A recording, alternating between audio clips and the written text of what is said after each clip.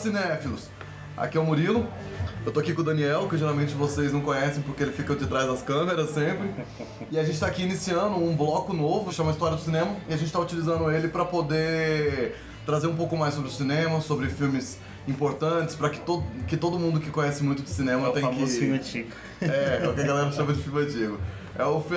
São aqueles filmes que são importantes pra história do cinema. E a gente vai tentar trazer aqui o porquê que ele é importante pra história do cinema e o porquê que você tem que assistir ele. Então, roda a vinheta.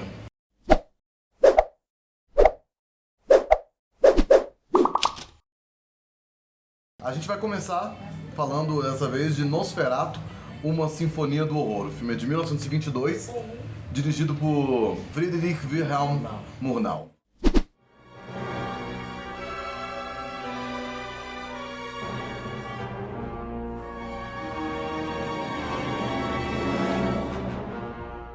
Bom, o filme ele é um marco pro expressionismo alemão, né?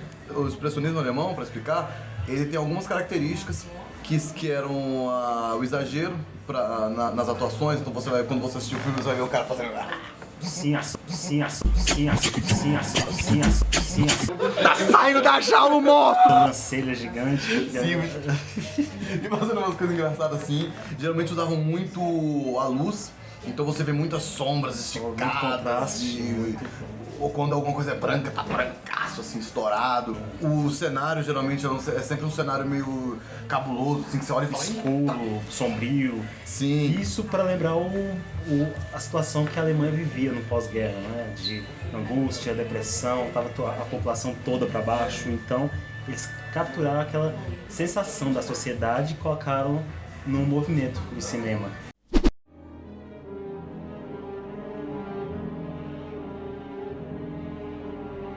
Muito do que foi feito ali foi utilizado nos filmes de terror subsequentes. Muito foi pra Hollywood, inclusive os próprios diretores do expressionismo foram pra Hollywood nos anos 40 por causa do nazismo.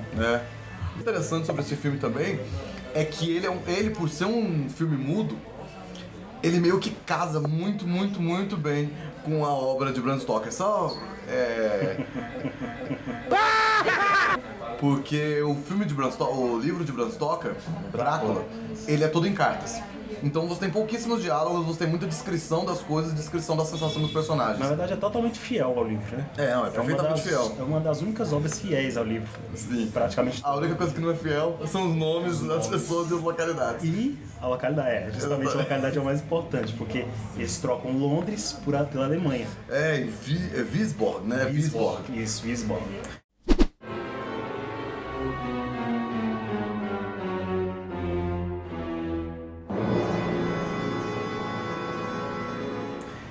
Aconteceu que é o seguinte, na época a mulher do Bram Stoker ainda estava viva. Então, ela estava proibindo todo tipo de adaptação. Aí o Murnau, para poder fazer o filme, ele fez a vagabundagem de pegar e trocar o nome de todos os personagens e o nome da localidade para poder passar direto, tá me entendendo? Então você vê que o nome do Drácula é... Orlok, ao invés de ser Drácula. Sim. O Harker é Ruther. A mulher é Emma. A Nina vira Ellen. A Nina vira Ellen. Então você tem essa... E toda a motivação também do próprio vampiro, ele muda. No original ele tinha uma paixão que morreu. Porque a Nina é a reencarnação do amor. Eu achei meio sem sentido a motivação dele pra ir atrás de uma mulher.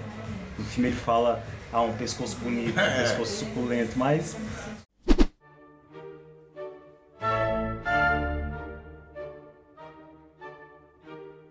Então... Mas no geral, é isso. O filme ele é muito fiel e pelo livro original, sem diálogos e ser com muitas descrições, você vê que o filme ser mudo encaixa muito bem. Sim. Sabe? Ele fica uma fidelidade inacreditável, passada diretamente das páginas do livro de Bram Stoker para o... Inclusive, a maioria dos letreiros são as cartas que ele manda para ela.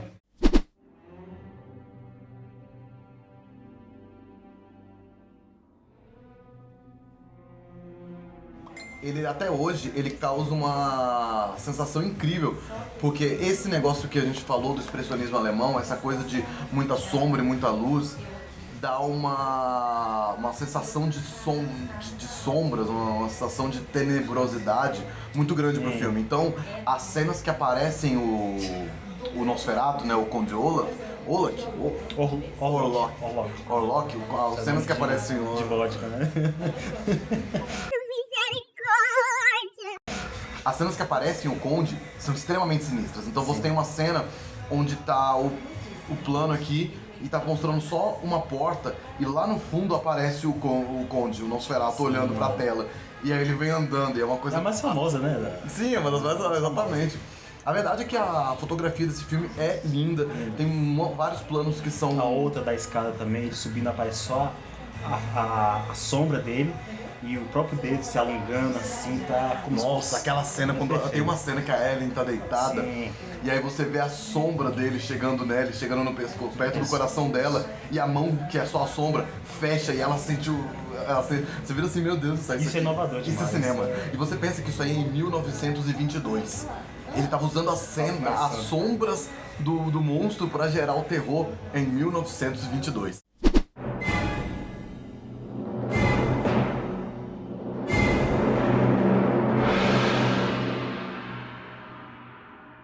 O filme, como a gente falou, ele foi um marco pro cinema ocidental. Ele influenciou todos os filmes de terror. Basicamente toda a leva de filmes de terror, de monstros e criaturas sombrias que correm atrás das pessoas foi baseada nele. Justamente os monstros da Universal foram baseados diretamente no expressionismo alemão. Exatamente. Porque era uma coisa assim, foi chamado de a crise cultural. Porque era uma coisa que descaracterizava o belo. Tudo é assim, tudo é torto, como o gabinete do Dr. Caligari. Sim. A cidade toda é torta. Tudo é feio. Tudo é feio. A personagem principal é feia, tem um nariz grande, a sobrancelha, a orelha, tudo estranho. Um detalhe interessante foi que quando o filme foi feito, ele, como eu falei, ele tinha sido proibido pela viúva, e a viúva do Bram Stoker, ela entrou com um processo contra e mandou queimar todas as cópias. Por sorte, pela nossa sorte, não queimou todas. Uma cópia veio pro Ocidente. Uma cópia veio pro Ocidente, conseguiu sair da Alemanha para os Estados Unidos, e aí é por essa cópia que a gente conhece o filme hoje. É uma cópia legal. Infelizmente, a trilha sonora não sofreu do mesmo, não foi tão feliz. Eles conseguiram queimar todas as cópias da trilha sonora. Então a trilha sonora original do filme, que na época do cinema mudo não era gravada com o filme, mas sim feita em partitura e tocada na hora por uma orquestra enquanto o filme estava acontecendo. Então todas as partituras foram queimadas, infelizmente. Então quando você assistiu o filme, a trilha sonora ela é uma trilha sonora recomposta através das inscrições em jornais, em revistas da época sobre como era a trilha sonora. Jamais saberemos qual é que foi. Jamais saberemos, infelizmente. Só sobrou uma música, Sim. que eu não me lembro, não me recordo o nome agora, mas se der tudo certo vai aparecer aqui o nome dela.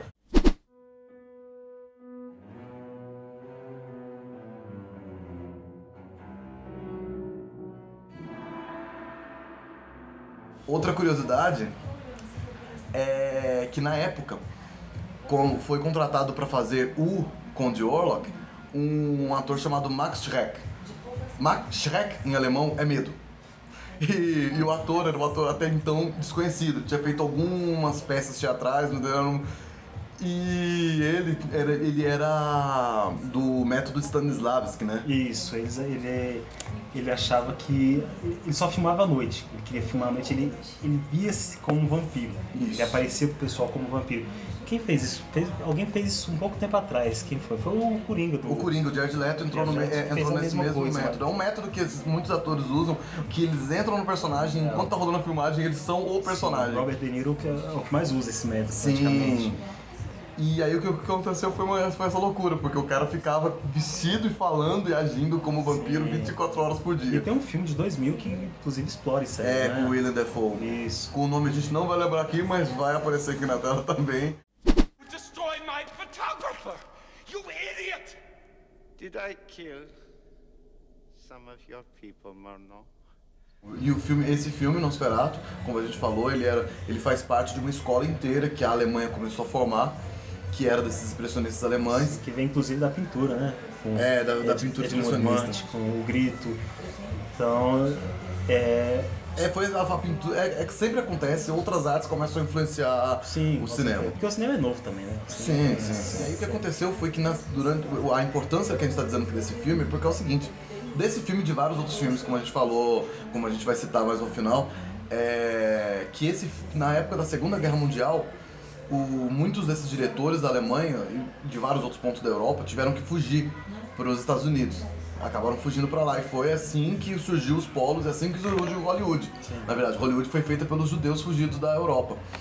E é por isso que, se você for reparar, muitos elementos, como a gente disse, tanto do terror quanto do filme noir, que é um gênero específico muito amado, tem muita gente que... Eu, por exemplo, sou apaixonado nesse gênero. É diretamente ligado à expressão. Sim, porque foi justamente esses diretores que saíram da Alemanha, saíram de outros lugares da Europa, foram para os Estados Unidos e começaram a construir Hollywood. Sim, inclusive o próprio Murnau, ele foi para Hollywood e filmou um filme, gravou um filme, produziu um filme, Aurora, e morreu no próximo ano. Ele passou acho que 2 anos na Califórnia e morreu lá.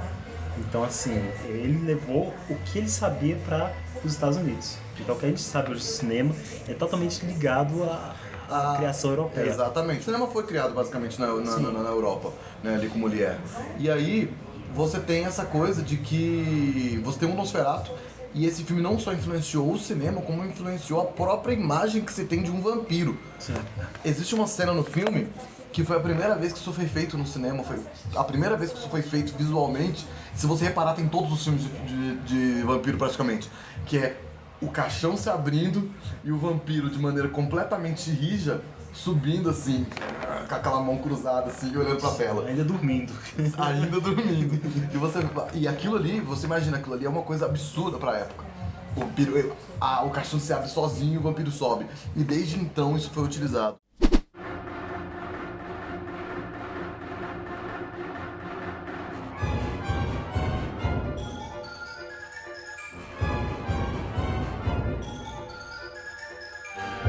Não, a atuação do Max Schreck é inacreditável. Você acredita que aquilo ali é Ele entrou totalmente no personagem, né?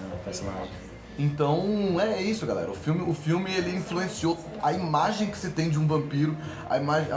O filme influenciou todo o gênero de terror. Sim. Que foi toda essa coisa que a gente tem hoje com filmes de terror, essa coisa de que filmes de terror tem que ser um pouco iluminados. A brincadeira com sombras, as músicas, porque dizem que na hora do terror, na hora que apareceu o Max Schreck, a música, de acordo com as descrições, sempre mudava para poder dar aquela sensação de que existe um perigo eminente para acontecer. Tudo isso foi construído com esse filme. Sim. Inclusive o filme tem um simbolismo muito engraçado pra época, assim, que eu acabei de lembrar aqui, que ele fala sobre a praga chegando na Alemanha. Ah, é verdade, é verdade. Então é assim, como se o próprio vampiro e a praga que ele traz fosse a imagem que os alemães tinham do externo. É um sentimento nacionalista que deu vazão esse sentimento nacionalista que acabou gerando o nazismo e outras coisas. Porque é verdade, o vampiro ele sai de uma terra distante, desconhecida. É uma pessoa totalmente estranha, monstruosa pra aquela... E ele leva o terror da praga pra lá. Sim. Que eles, de início, os ataques do Orlok, eu sempre falo. Os ataques do Orlok sempre são considerados como se fosse uma doença.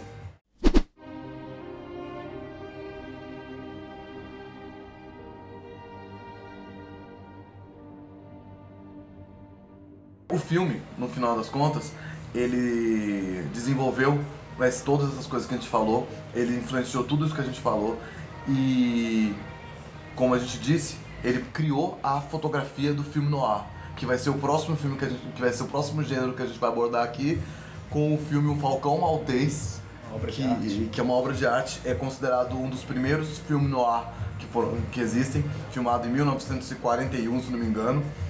E que tinha por características sombras fortes. Foi bem na época que o pessoal chegou em Hollywood. Exatamente. Foi quando a galera chegou fugindo. Na época da guerra aí. Então, o próximo filme que a gente vai recomendar, se vocês já quiserem assistir, antes de receber as nossas.